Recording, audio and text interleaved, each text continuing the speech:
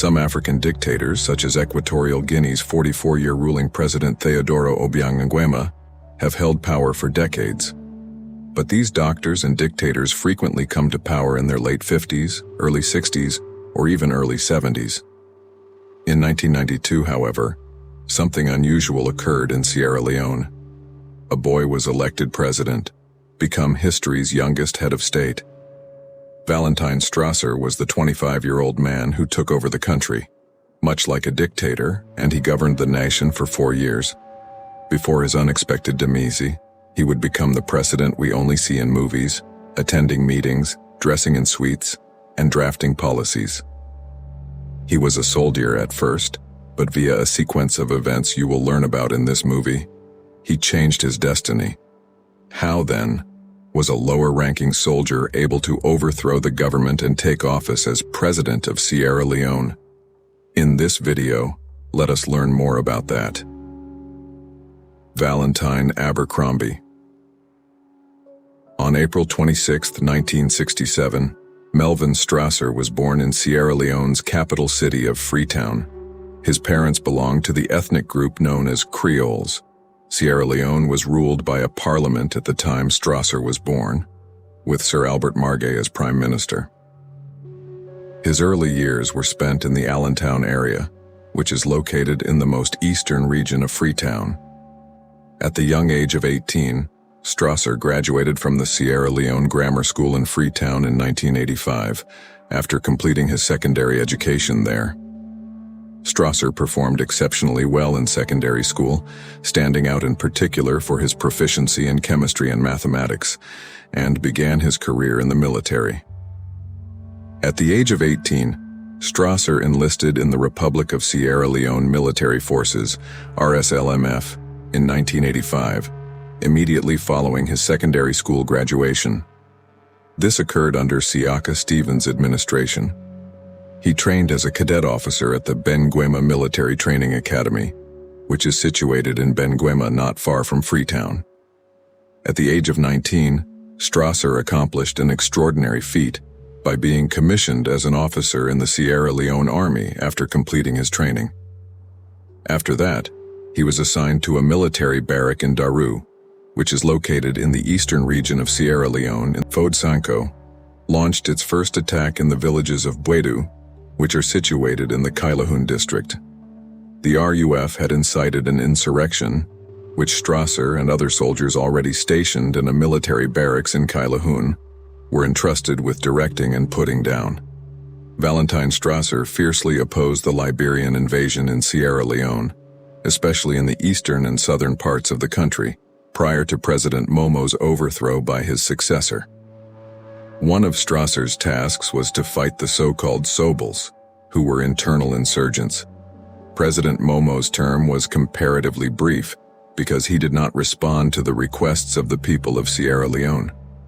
The populace felt that Momo had not made any major changes from his predecessor and desired a more cooperative political structure during his rule. The All People's Congress had been in charge of Sierra Leone since 1968. This party became the only recognized legal body in 1978, after a contentious constitutional referendum that was allegedly rigged. Both Momo and his predecessor, Siaka Stevens, left the nation rife with corruption and poor management. The Sierra Leonean Civil War, which pitted the government against the United Front, an invading revolutionary group commanded by Fode Sanko, broke out in March 1991. In addition to suffering from inadequate supplies and nutrition, government soldiers on the front lines occasionally went 3 months without receiving pay. While fighting the insurgents with a regiment, Captain Strasser witnessed these appalling conditions. His dissatisfaction increased when he had a shrapnel wound that was not immediately healed. Under these desperate conditions, Strasser and other subordinate officers planned a coup. Even though Momo hadn't arrived yet, they organized a convoy to the capital, Freetown, where they seized control of the State House, which housed Momo's office. Although loyal troops were able to retake the State House for a short while, the mutineers quickly took it back. Momo was transported into exile in Guinea after he was discovered. Few young warriors had taken the country's leadership, an apparently impossible feat. After being captured and transported to the American ambassador to inquire about whether the United States government would recognize the new administration, Joseph Opala, an American historian who had devoted a significant portion of his adult life to the nation, was released.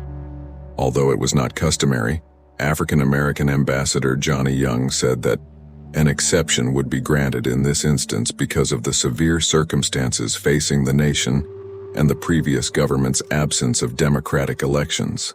Following that, the National Provisional Ruling Council was constituted as the new administration, and all political parties were outlawed.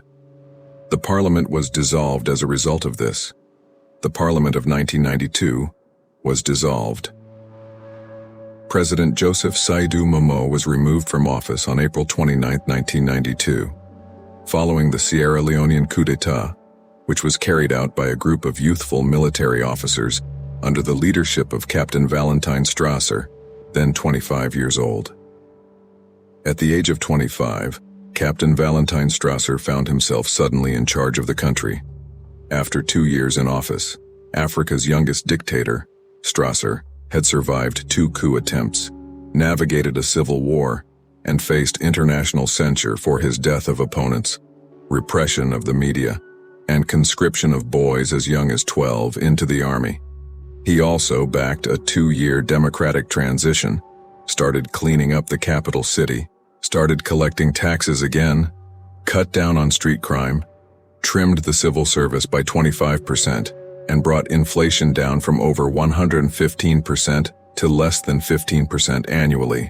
Raised into the spotlight, Strasser, then 27 years old, and the other members of the ruling junta, all in their 20s, were keenly conscious of the historical stigma they bore as the first African leaders to be born after colonial domination.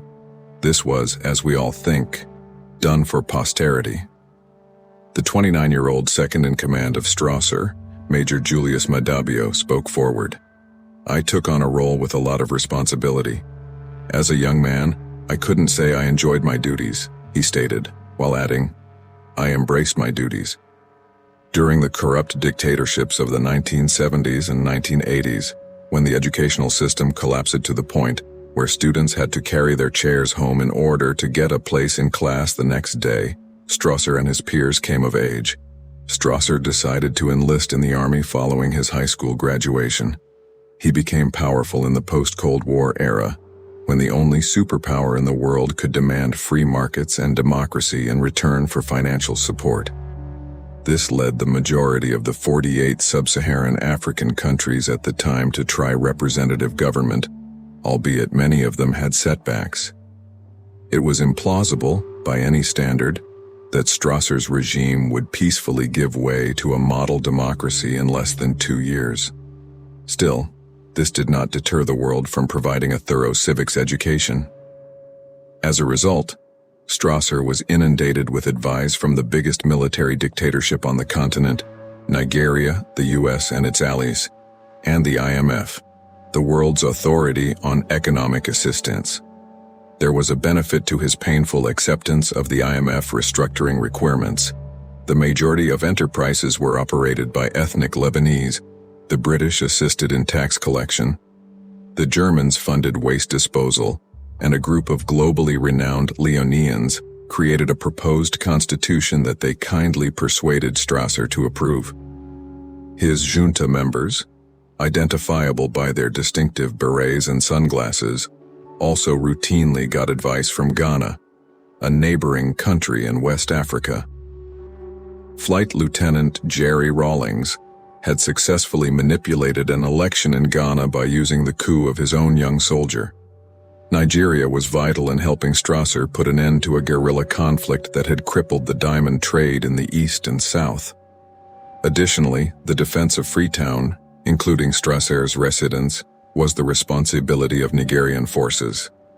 General Sani Abacha, the dictator of Nigeria, had, the previous year, overthrown a civilian administration, dissolved elected legislatures, and undone 10 years of economic restructuring, all of which provided Strasser with a relatively unfavorable precedent. They had advantages. Second in command under Strasser, General Bio, noted that while the impacts were varied, they were not without faults. Still, the guys, as they were called, knew very little about democracy or the outside world. From behind his desk at work, Bayou would give off a gloomy look, while a press assistant corrected a reporter for raising unwarranted questions. Tijan Kaba, the head of the Advisory Council and a former manager of the UN Development Program in New York, pointed out that dealing with them required the utmost discretion. The 62-year-old Kaba, who attended Oxford, disclosed that the Advisory Council quietly put pressure on the Strasser government in order to avoid embarrassing them. The council sent posters and slogans in the native languages to villages in an effort to raise awareness of the 170-page draft constitution. A public referendum on the agreement was scheduled for May 1995, and plans were made to elect a multi-party administration in 1996. The council realized that selling democracy in one of the world's poorest countries, with a 42-year life expectancy, an illiterate population of 86%, and among the greatest newborn mortality rates in the world, was not a simple task. Years of tyranny and hardship had hardened the young Leonians, who had welcomed Strasser as one of their own. For more videos about Black history, culture, and other topics, please remember to subscribe to our channel, like, and share the video. Identity and civilization. Now let's go on. Paul Camara, a 36-year-old journalist and human rights advocate who had served 3 jail terms from Strasser's predecessor and 1 from Strasser himself, claimed that the preceding 30 years had produced a brutal culture of survival that had made people prioritize survival over democracy. Carefully avoiding the media, Strasser turned down every interview request. Regular contacts with him revealed his increasing seclusion and his diminished participation in day-to-day decision-making. However, Biot assumed leadership of the cabinet sessions. In spite of his tendency toward seclusion, Strasser was nonetheless well-liked in this 4.5 million-person West African country. The nation's history was distinct, having been founded 2 centuries prior by emancipated slaves from Jamaica, the United States, and Britain. Despite its spectacular beauty, Sierra Leone struggled with poverty. With immaculate seaside beaches and mist-clad mountains in the background, it drew European vacationers who slept at hotels near the beach and took leisurely strolls along the sandy beaches. Freetown, the capital on the shore, was paradoxical. The city was remarkably disorderly despite being tidy, with buildings from the colonial era in varying levels of disrepair. Every time Strasser went for a drive, the tiny dirt roadways became blocked and heavy traffic was always there. After gaining independence from Britain in 1961, Sierra Leone suffered a protracted period of decline characterized by coups and contentious elections that claimed many lives. Following his takeover in 1985, the army commander, Major General Joseph Momo, sucked 90% of the country's diamond production and left it in a state of chronic food and fuel scarcity, as well as widespread corruption. An uprising broke out in 1991, sending 1.5 million people running for their lives. As a result of Momo's failure to provide for or compensate his soldiers, junior officers became resentful and violent. The situation had gotten so bad by May 1992 that Sierra Leone was named the world's most unpleasant place to live by the UN. A few days later, 9 subordinate officers led a column of 60 soldiers into the town and made threats to withhold their pay. With almost little support left, the wildly unpopular Momo left the nation. The mutineers, who were mostly ignorant guys from small towns, came to the more flamboyant Strasser, asking to take charge of a military administration that would be temporary. He was soon hailed by the populace as a savior, but occasionally they disregarded or even rejoiced in the first human rights abuses committed by his rule. Among these crimes was the execution on the Freetown beaches of 29 suspected coup plotters without a trial. Britain stopped providing aid to the country as a result of this action. Even after these abuses were eventually stopped and Britain started helping again in January, 30 lawmakers were still under house arrest and about 20 media were still closed. Furthermore, A Swedish newspaper claims that Strasser and his friends were involved in the illegal diamond trade in Brussels, led to the prosecution of 4 journalists on charges of sedition. In spite of some slight advances in living standards, the nation's economy grew almost non-existent. Investors chose to avoid a country engulfed in war and ruled by soldiers in their 20s.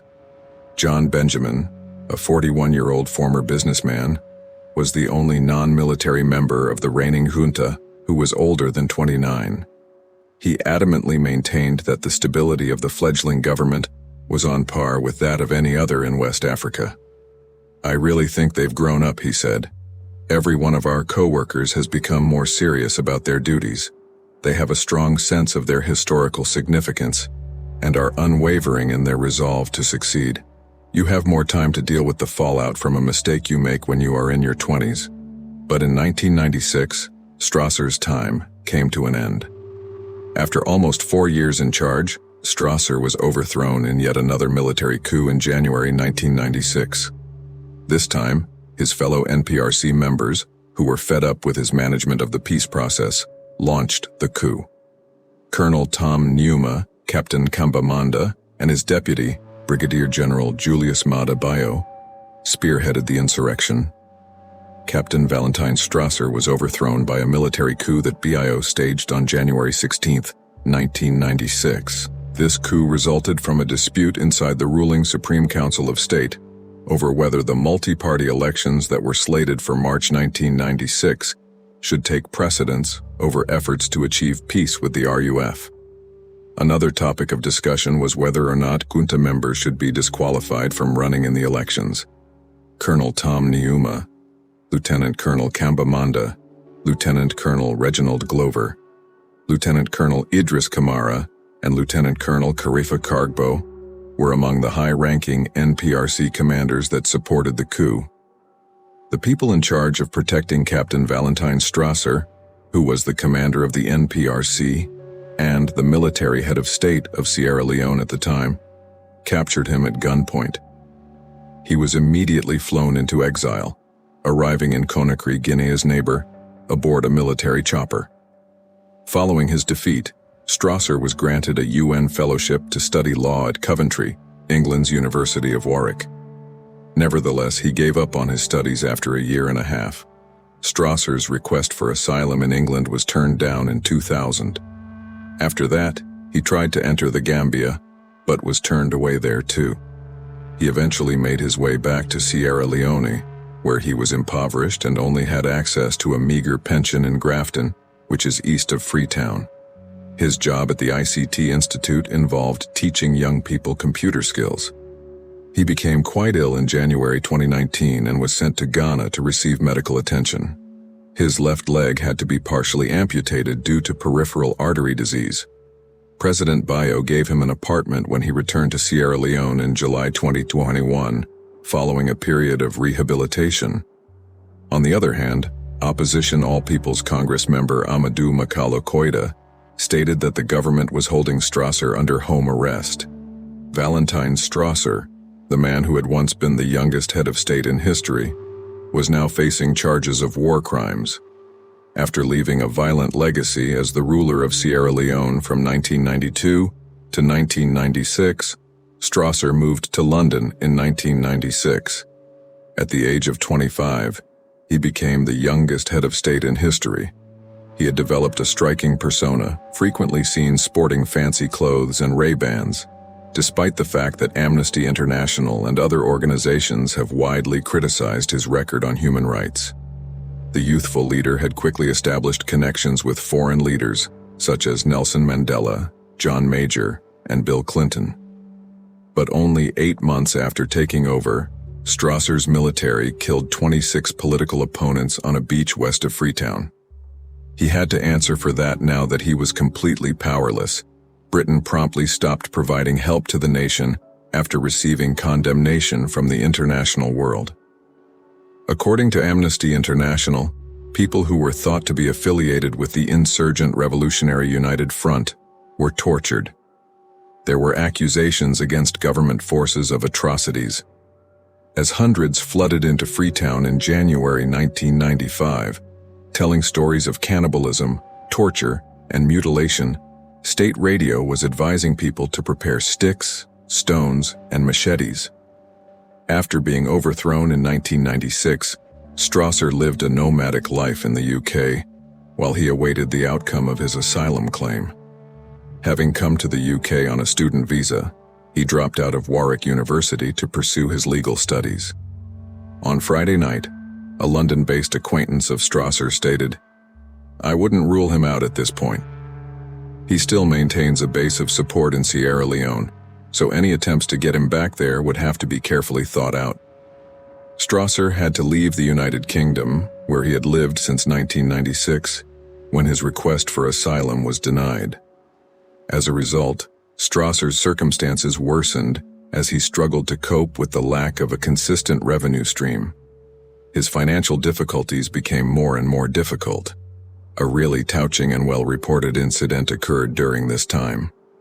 In a public place, Strasser was observed pleading for food. This incident functioned as a devastating metaphor of his precipitous descent from the office of head of state to extreme poverty. Both the general population and the media took notice of it. The course of Strasser's life had changed significantly from the times when he was well known for his ostentatious persona and style of leadership. The pictures of him looking for food served as a sobering reminder of the difficulties experienced by leaders who lose their previously well-known positions, eliciting criticism and sympathy from many directions.